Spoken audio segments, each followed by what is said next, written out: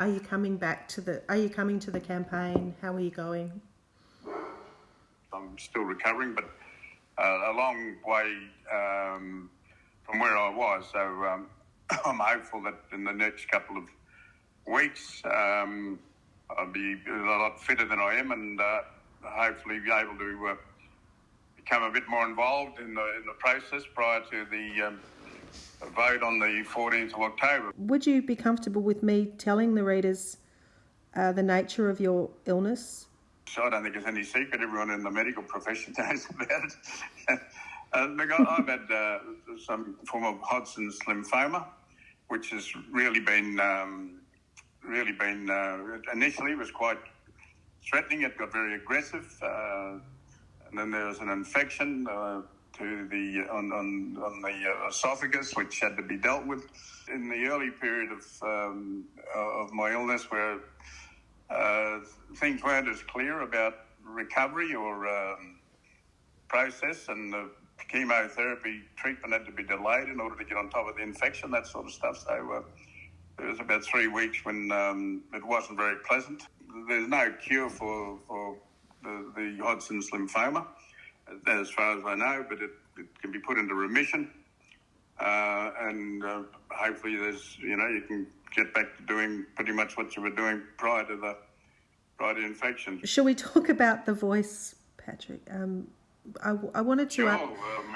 Everyone else's page. There's no trickiness about it. Mm. There's no hidden agenda. The words are blatantly clear. The question is simple: yes or no. The impact of our answers are going to have some serious implications for us as Australians, one way or another. I don't know what they are. I hope that they're constructive and positive, and that we do go down a new direction, because it's critical for us as a nation, as a modern democracy. I mean, what a message we'd send to the world, that we as a modern democracy have been able to face the legacy of colonialism and settlement in a real positive and constructive way, and are prepared to be honest about that. What a message we'd send. I forget what the correct term is these days, but it's a nonsensical. You're not even on the point. You're not even relevant to the argument when you raise every other distraction point. They're dealing with that for some other political motive and some other political objective, and that's obviously to defeat the referendum. But to defeat the referendum, the method by which they're arguing is irrelevant to what the proposition is. There's a maturity within the Aboriginal leadership that I think people underestimate and condemn and foreclose upon without really understanding that there's been huge changes and understandings and development. So it won't be the same old experience that people thought they had with ATSIC or something like that. I think there's a quality of leaders that'll get into this position in the future that are far more astute. Don't dismiss the qualitative capacity of the future leadership within those who are elected to a voice in the future. Are you feeling confident that you will be able to join the campaign before October 14? Health is a funny thing, and health is going to come first. I